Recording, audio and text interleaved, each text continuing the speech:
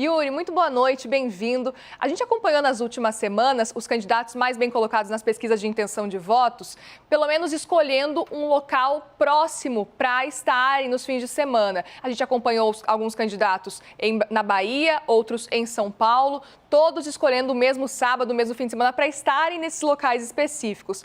Mas hoje, especificamente, cada um foi para um canto. A gente viu Lula lá no Nordeste, a gente também viu Ciro no Sul, Tebet em Minas, Bolsonaro em São Paulo. Qual que é a explicação? Tem alguma explicação para essa pulverização das agendas dos candidatos, Yuri? Todo mundo querendo cuidar desses palanques regionais que são muito preciosos. Muriel, boa noite para você, para quem nos acompanha aqui no Jornal da CNN.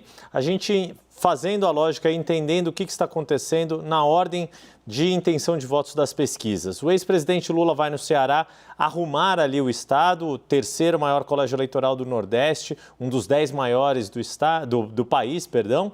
E por quê? Depois daquele racha entre PT e o PDT de Ciro Gomes. E aí é importante isso, por que razão? Porque para Lula tem uma boa performance, está em primeiro lugar nas pesquisas específicas do Ceará, mas é importante fortalecer o seu elo com o ex-governador Camilo Santana, talvez um cabo eleitoral mais forte do que o próprio Lula no estado. E daí aproveitar essa convenção estadual para reforçar a presença do ex-presidente lá.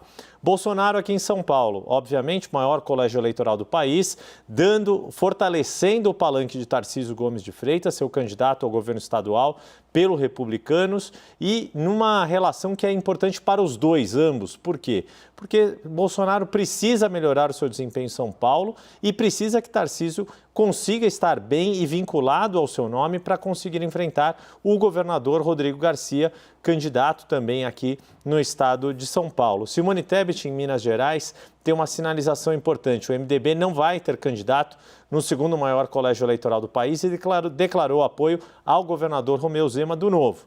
Ele, Romeu Zema, por sua vez, tenta se distanciar de Bolsonaro, porque para ele isso pode colocar em risco a sua campanha à reeleição num estado em que Lula é o favorito. E aí ter no seu palanque não só o próprio candidato do seu partido, Felipe Dávila, que foi confirmado hoje pelo Novo, mas também ter Simone Tebet ajuda nessa tentativa aí de se afastar do presidente Jair Bolsonaro, Muriel.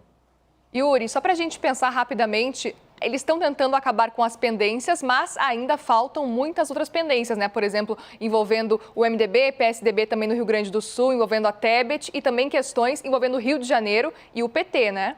No fim das contas, todo mundo ainda tem alguma situação para ser resolvida nos estados. O próprio presidente Jair Bolsonaro, por exemplo, em Minas, ainda precisa definir se vai ou não ter um candidato próprio diante dessa situação com o Romeu Zema.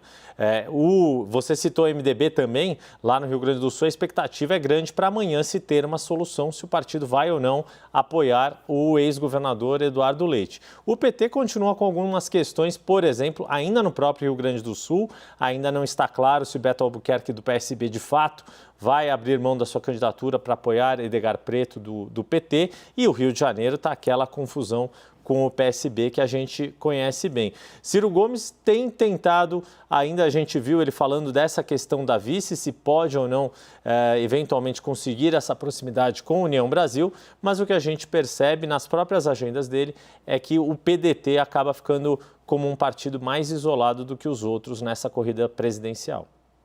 Obrigada, Yuri. Sempre bom conversar contigo. Boa noite para você. Boa noite.